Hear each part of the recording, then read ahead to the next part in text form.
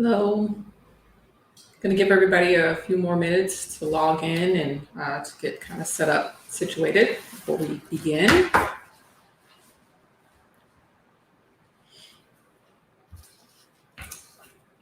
If you can't hear me, let me know, or if there are any audio issues, please let me know in the chat and I'll try to adjust on my end if possible.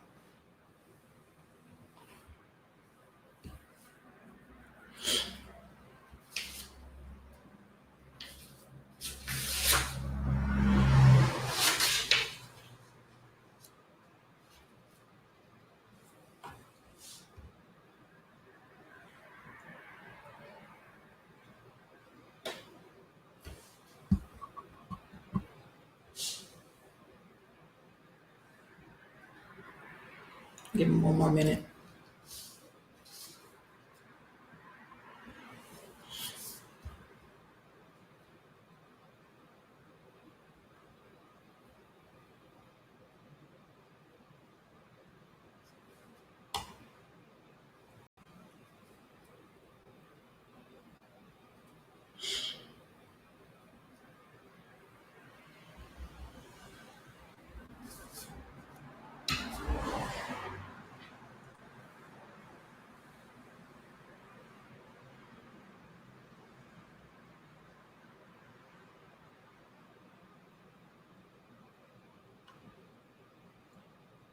Okay, let me go ahead and get started. Well, hello everyone. My name is Brittany Shingles. I'm the president of Safe Title and Escrow. We are a Miami-based title company. We do residential and commercial real estate closings. Feel free to ask any questions that you have in the chat. It may be on the right side of your screen. If you're looking at your phone, it may be down to the bottom, and I'll try to be as responsive as possible.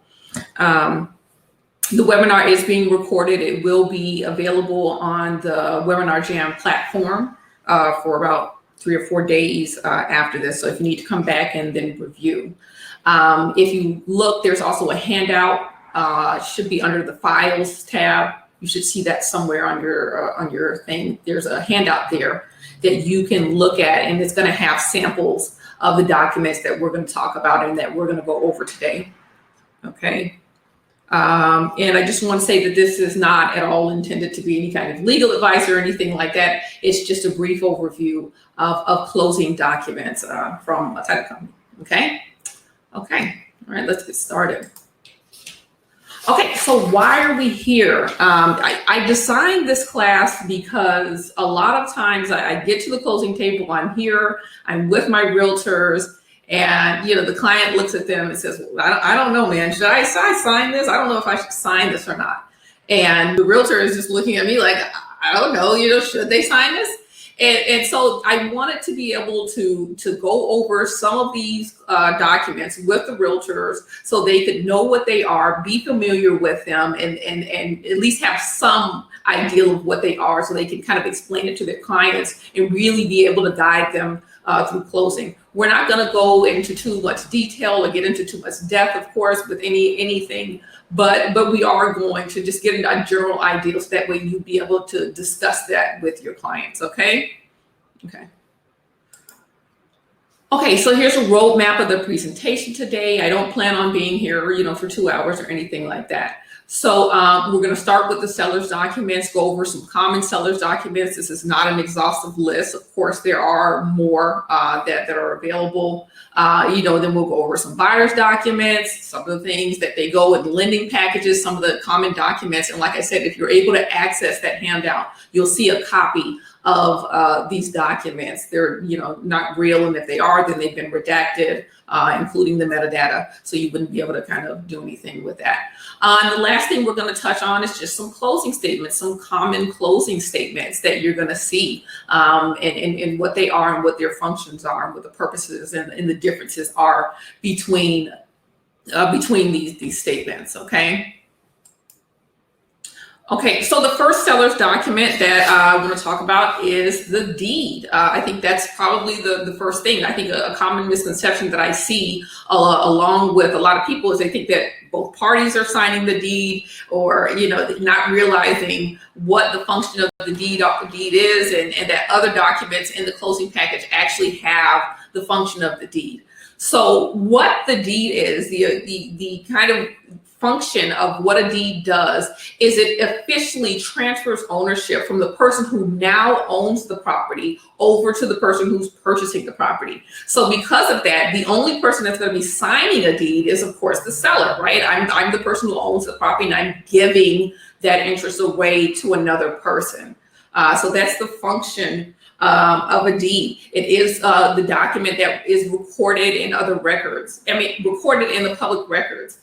So it's probably one of the biggest documents to the transaction. And so that's what it does. It's witnessed by two people, and it's signed by the seller. Even if the seller is retaining some interest and say they're just adding a person to the deed, the seller is just still going to have to sign that document. The other person who's being added on wouldn't. Okay, so it's just them.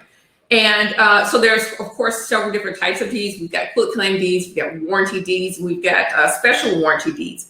The biggest difference between the different types of deeds is the protection that it provides to the owner, to the buyer, right? Every one of those different has a little, starting with your warranty deed having probably the most protection, and then going down from there down to your quitclaim deed, which provides no protection for the buyer. So and that's what it does. Okay.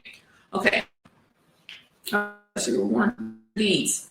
Next thing that you're going to see, and especially if you're following along in our handouts, is your bill of sale. This what the deed is going to real estate movements thereupon, right? It's going to transfer that over the actual home. So what the effect of the bill of sale is that it transfers the ownership of else, right? Your dryers, everything else that house. It's saying that, hey, I used to own this, and it's all these little personal items that are not fixtures, right? Because fixtures are attached to the home, and so they're sold along the rest of the improvements of the real estate. So, usually you'll see this in at the handout. The bill it's just perfect. So others don't realize that you're creating, you're creating what else in property is going to be sold, whether the personal items are done in the home. The most too. Okay, so that's what the washer and dryer is like.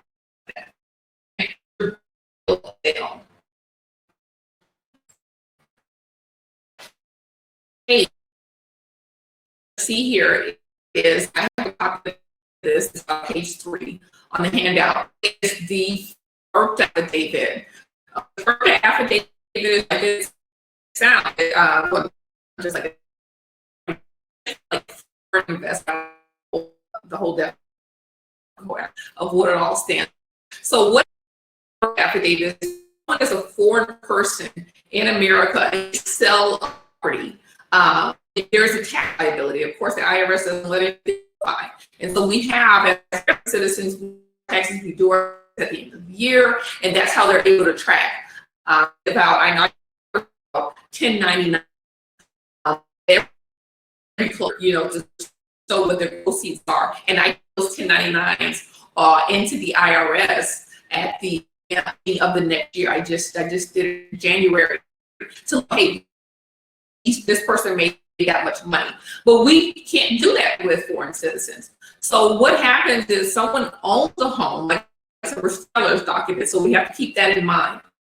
So someone owns a home, and then they're selling property to the person. They're not a U.S. We have % of that.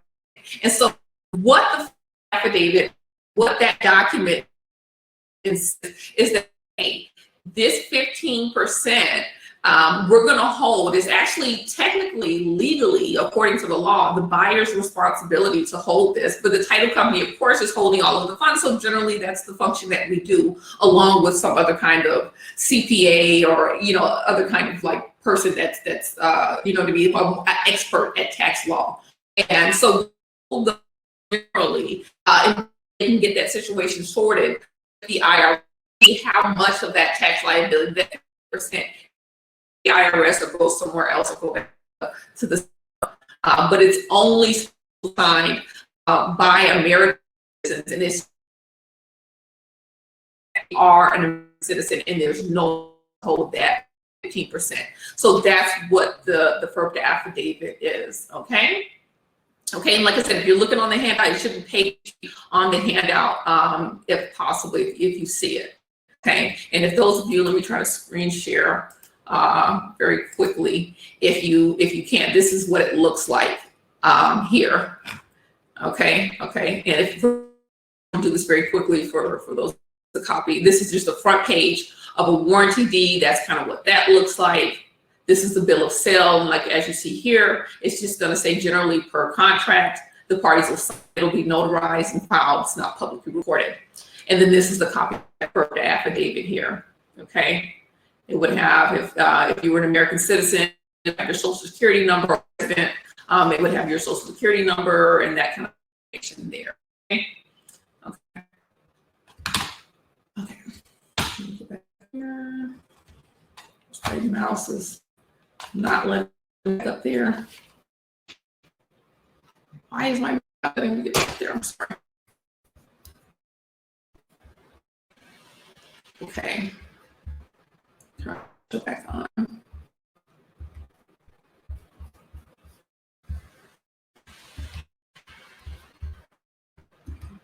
Bear with me for a second. Okay. Sorry. Giving me a hard time. I don't know why. Okay. All right. So that is your okay. So this is the last of the common seller that I wanted to go over. This is the seller's title affidavit. Sometimes you hear this called affidavit of no lien. You're saying no lien. And it's just what it sounds, right? It's the seller signing an affidavit.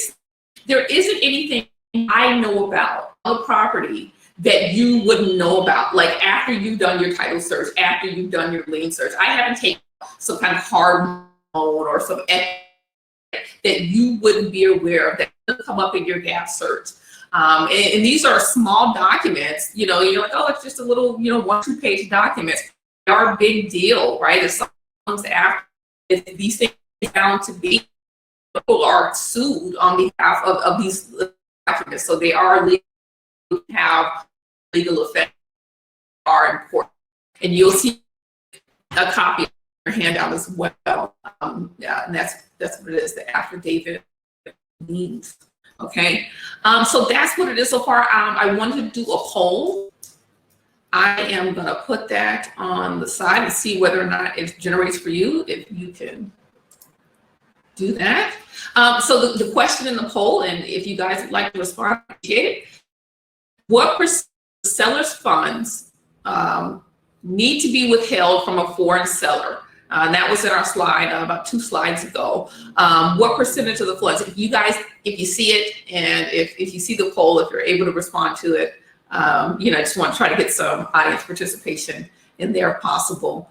If you see that poll, and if you can click on your answer. If not, that's okay.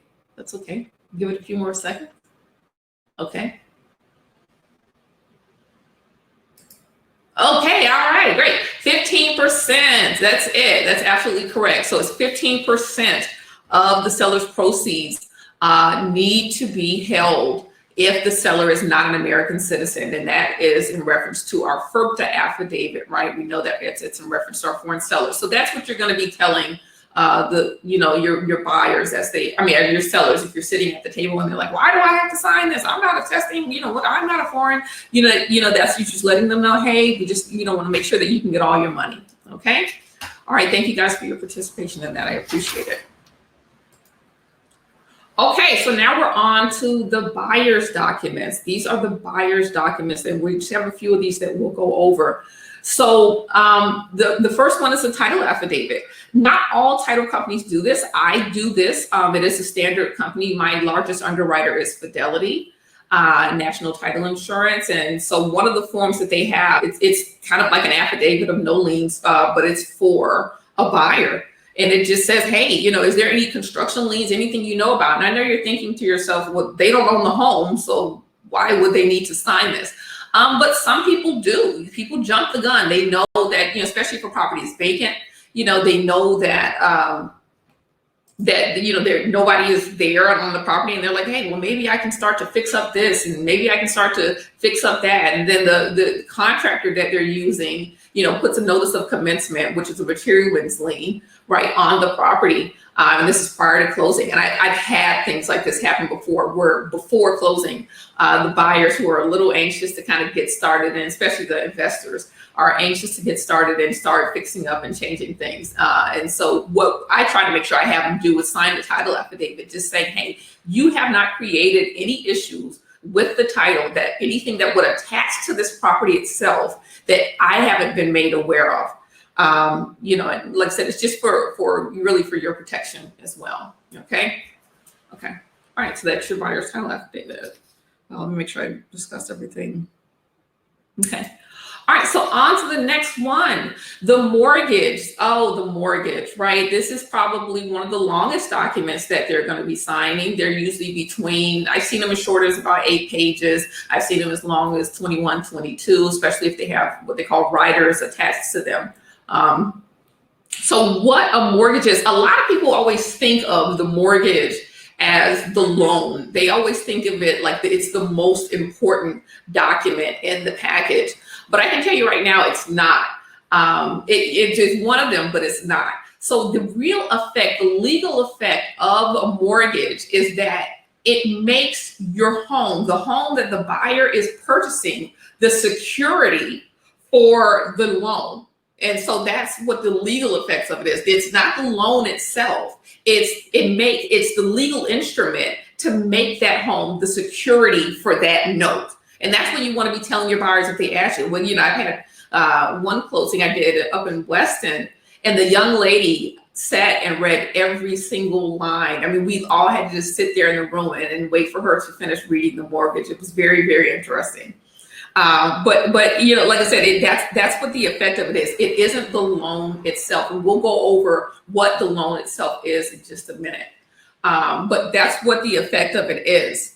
And it's signed by the buyer alone. Anybody that's going to be on title, if you're a married person in the state of Florida, of course, your spouse has to sign it with you, even if they don't really have an interest in the property. It's required. Okay. So that's the mortgage. Like I said, it's between the lender and the buyer themselves. Okay. All right. Okay. So now we're on to the promissory note. Now this is the most important document in your loan package, is your promissory note. What you're going to be seeing, because like today, we're moving into a world today, especially with everything going on, where what am I trying to say?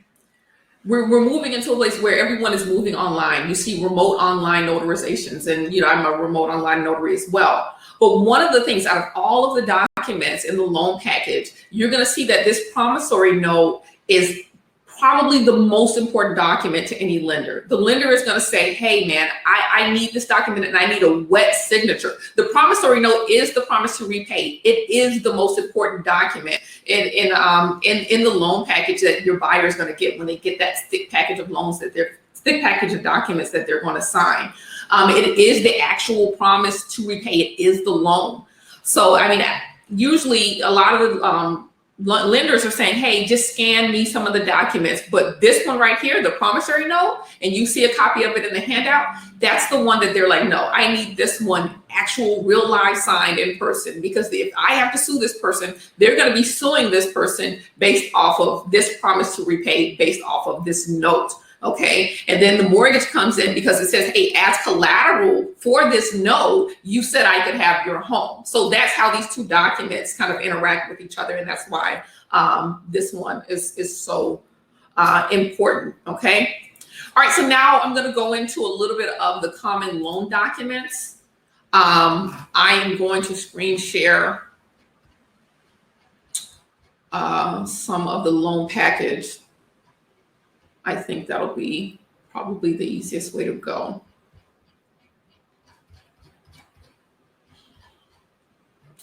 These are just some of the common documents that you're going to see signed by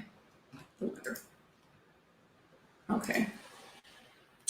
Okay, so yeah, so this one here is something you're going to see. It's called the 1003. Now, when someone is applying for a loan, they sign this 1003. That's when they do this. They sign their 1003. When they're applying for the loan, it has all of the information. These are just standard forms. But you'll see that they'll sign this again at closing. When closing comes about, they'll come along and they'll sign the 1003 again. You can go through and they can verify all of this information. So you might hear commonly from a buyer, well, I've seen this before. What do I need to sign this again for? What am I doing? I already did this. And that's what it is. But the lenders usually require them to sign it again at closing. Okay. The next one, the affidavit of occupancy. This is generally, you will see this with primary sales. If someone is purchasing a home and the lender makes them sign an affidavit attesting to the fact that, hey, I am buying this home for me. This isn't an investment property. I'm buying this home for myself. I'm going to live here. And then sometimes you'll see that coupled with what they call like a conditional assignment of rents, saying that, hey, if you do end up leasing this out and you default on this, you have to give us the money. Okay, you have to give us the money, the rent. It's like I said, it's conditional generally because it's not like mandatory to give the lender everything, but it's just saying just in case of default. But that's what another common document you're going to see is called the affidavit of occupancy. Okay. Another one here. This is the errors and omission of the compliance agreement. Generally, sometimes you'll see when someone is closing on a home that they're going to need something called funding approval, right? After they've signed the entire loan package, they send it off to the lender. There's certain documents out of the loan package, which is loan packages are usually between like 80 and 120 or so pages. They're getting smaller though. I'm noticing that they are getting smaller. But once they sign those loan documents, and you'll see that they have to go and they make sure that the person is signing everything. Like, are they, did they put the initial there? Did they do this? Because they want to make sure that these legal agreements, all these little mini legal agreements that you're making with the lender are legitimate, right? Because if they're not signed, then you can go and say, well, I didn't even sign that. And so that's what they're trying to see. So what the errors, omissions, and compliance agreement does, and the title companies usually have someone sign this as well, is that it says to them, hey, if I missed a signature, if I, didn't dot my I or cross my T, that I agree that I'm going to come back and fix this. I won't just leave it like that. And it's a shame that they have to do this, but they have to get it in writing with you saying that, hey, if I needed you to come back and sign this paper, you're agreeing that you do that. This is a common document that you'll see. And a lot of times people will be, they'll say, well, why do I need to sign that? And sometimes another thing you'll see along that kind of goes along with this is a limited power of attorney for correction. Some lenders do kind of include that in there just in case they need to correct some little item. You'll see them include that along with the errors and omissions or the compliance agreement because they want to make sure that you kind of got that going the right way. Okay. All right. The 4506T is another tax document. This one kind of scares people as well. What this document does, it allows the lender to request a transcript, just like it says at the top, to request a transcript of their tax return for that year, whatever year that they're in. Maybe they didn't file yet, and it allows the lender to verify everything that they put down on that initial 1003 about what their income is and whatever paychecks that they provided. It allows them to say, okay, this is really what they have. This is what it allows them to do a second phase of kind of verification after the fact. Okay, and that's what it does. Okay, all right. The signature name affidavit. A lot of times lenders will do credit checks. And so, the signature name affidavit, it'll say, I certify that I am whoever it is I say I am, or whoever it is I said I am on my loan application. But especially with married women, when they do a credit report, if you have several names, I know I'm on my second name myself, it has several different names that will pop up. And so you'll see a lot of times this will be populated with those names. And it says, I am Brittany Walker as I used to be, and now I'm Brittany Shingles and all of these things. So you're certifying that this is you, and all of the things attached to the credit report that were under that name are affiliated with you as well. So that way they can have you certifying that you are that person that you're saying that you are. Okay. All right, that was it for that one. Then we'll go on. We will go on to that, and then I'm going to do another poll in just a minute.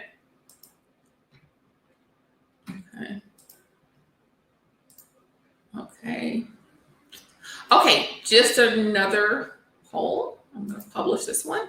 And what document makes the property the collateral for the loan? So yeah, that's that one. So if you guys could answer that question, I'd appreciate it. Now try to get the slide presentation back up.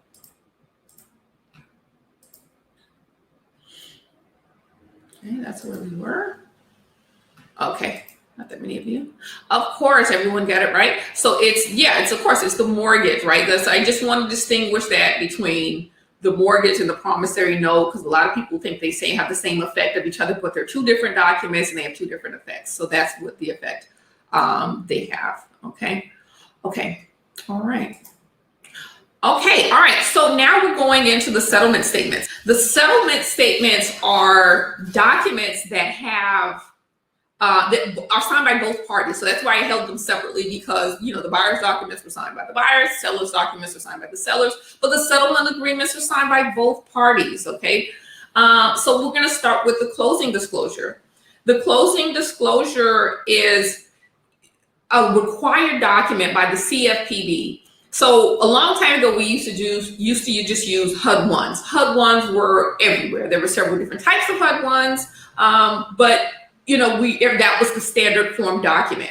But that's kind of gone away. Like I said, the CFPB it created what they call a closing disclosure, because it's supposed to be Consumer Financial Protection Bureau. That's what it does. And so they want to make sure that they're able to protect any of the buyers. So it's supposed to be in a simplified format in a way that everyone can understand it. So what you're going to see there at the top is going to be just information about who the parties are, what do they do, what kind of loan, how long the term of the loan is, whether or not it's FHA or conventional or anything like that. It's just a summary, right? Then you going down a little further, it'll give you your loan amount, your interest rate, and then it'll tell you what your monthly payment is. That's something that you're all going to see on this closing disclosure. It's going to be there listed in a way that makes sense. It is supposed to be easier for the buyer to understand. It'll have your cash to close and things like that. Okay, so let me just make sure. Let me try to see. It also still has the same function like a HUD-1, and I'll share this with you for those of you if you cannot access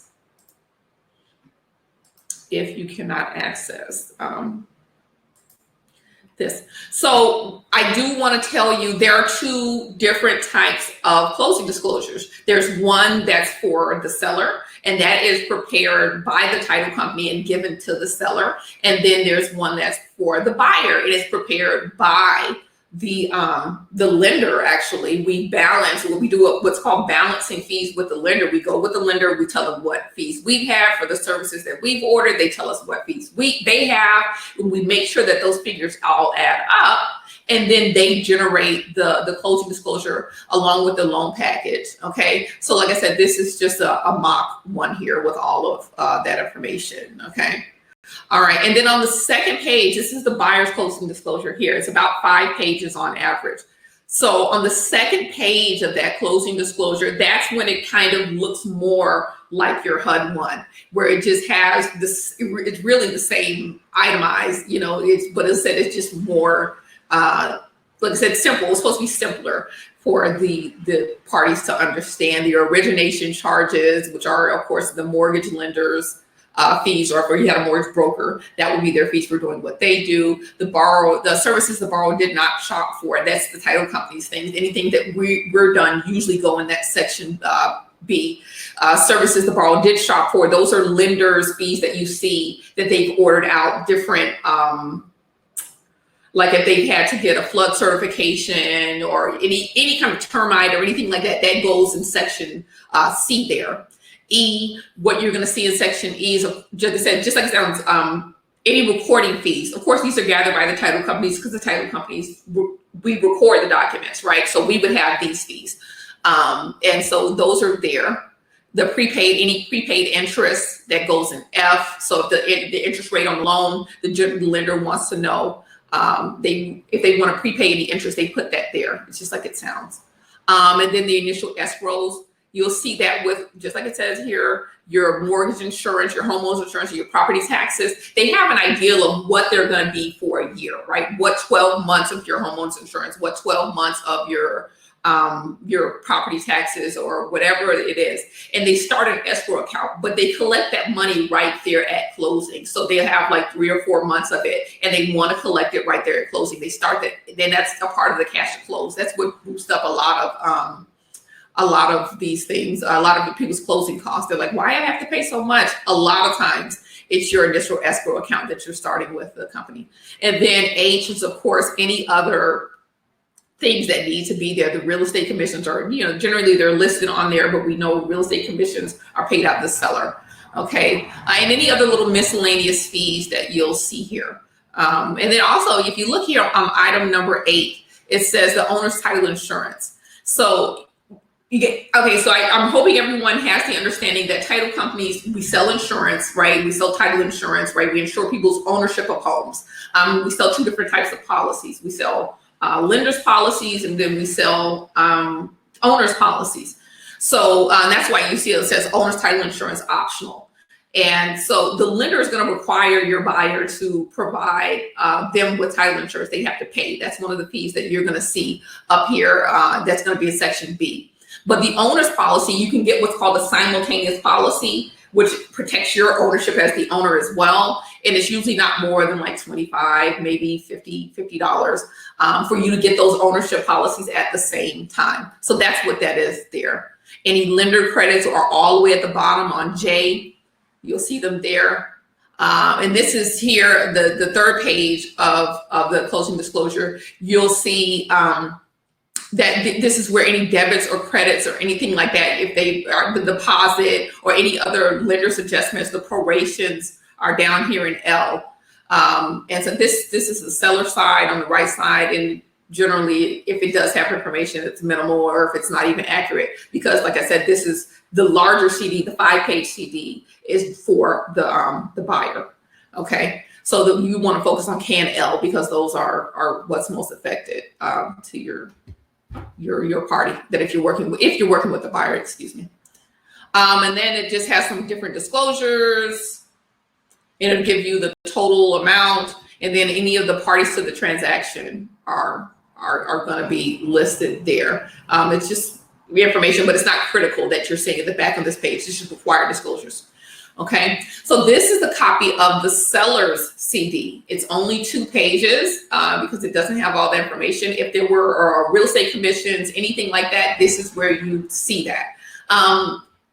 Like I said, it looks just like page 3 of the seller's, the buyer's title closing disclosure, but it's just a simpler, short version. And we use these when the seller is when they're in a primary residential sale, and the buyer has to use a closing disclosure, then the seller has to use a closing disclosure. Okay. All right. Okay. Oh, let me go back up. Okay. The reason I'm going to go back up is because we want to talk about the HUD-1. The HUD-1 is still there. It still exists. So when is the HUD-1 used?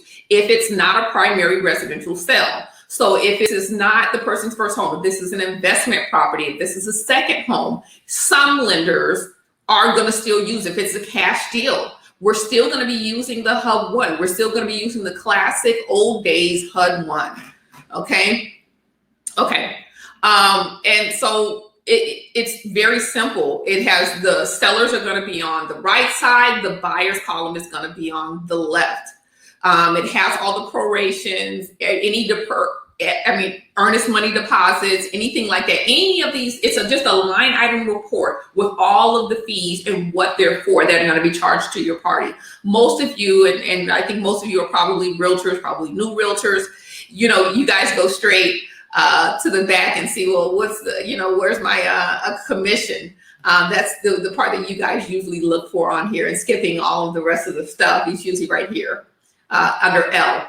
And you guys say, oh, well, where's that? And you see whether or not your commissions are going to be on there.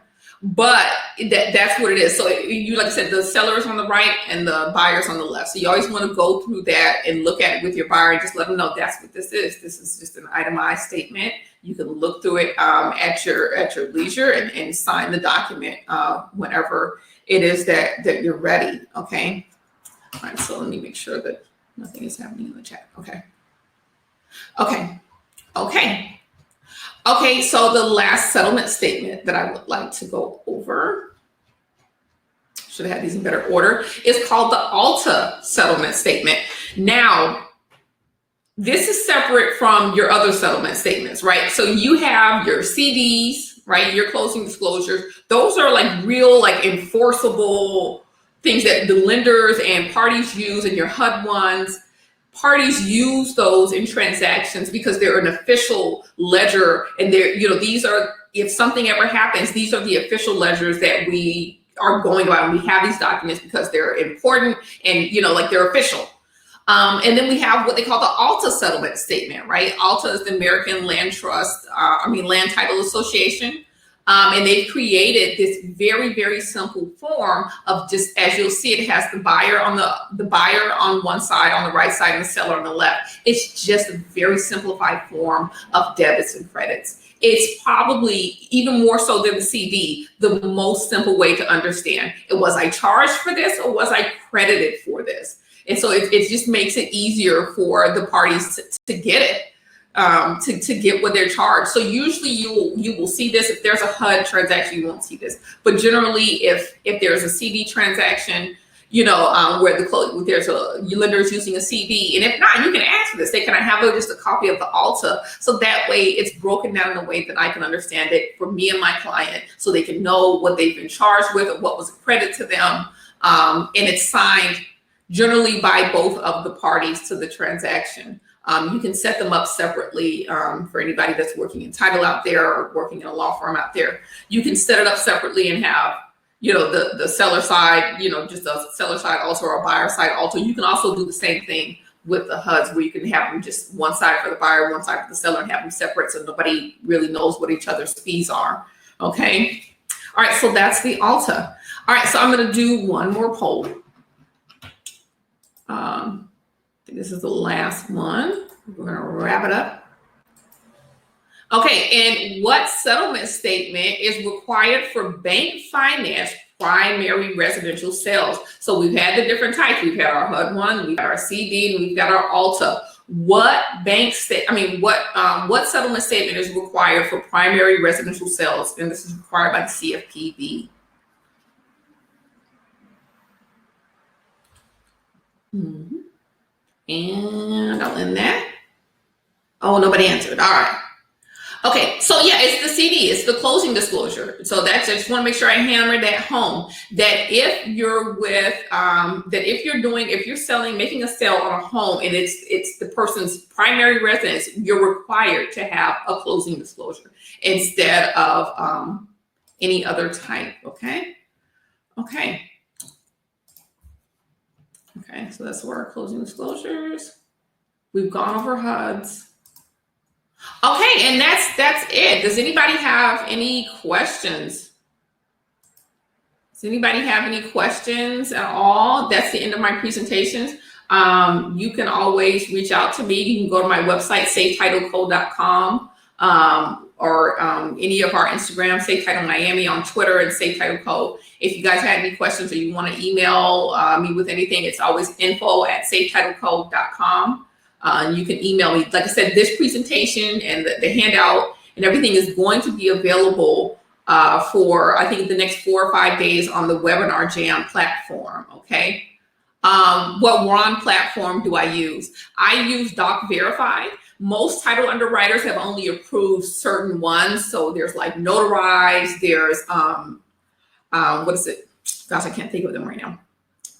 Notarized, notary cam, but so that's the thing. So Ron is where everyone is there. Ron is ready to go. You know, and Ron. I'm sorry for people out there who don't understand what we're talking about or what this person is talking about. Is for Ron stands for remote online notarization. We are to a point where we can notarize a document online. The problem is a lot of title insurers won't insure any instruments if they're not through certain platforms. So there's Notary Cam, there's Notarized, and I use a program called Doc Verify.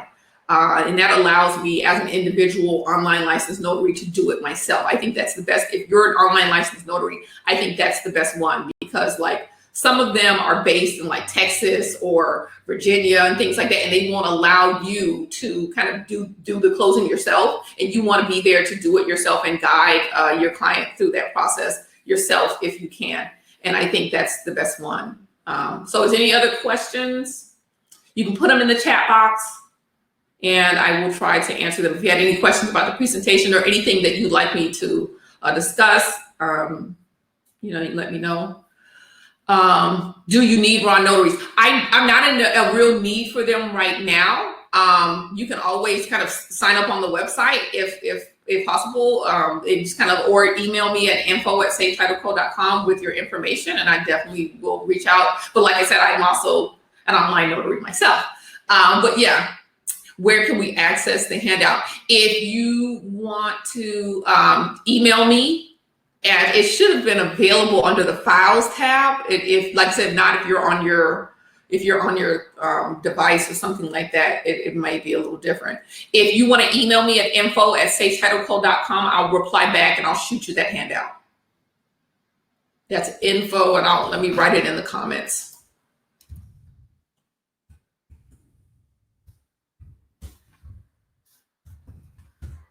Okay, that's info@safetitleco.com, and I will shoot you all an email with that in there. Okay. So we have another class that's going to be coming up next month on May 15th. I wanted to invite you. I'll send it out to the mailing list as well.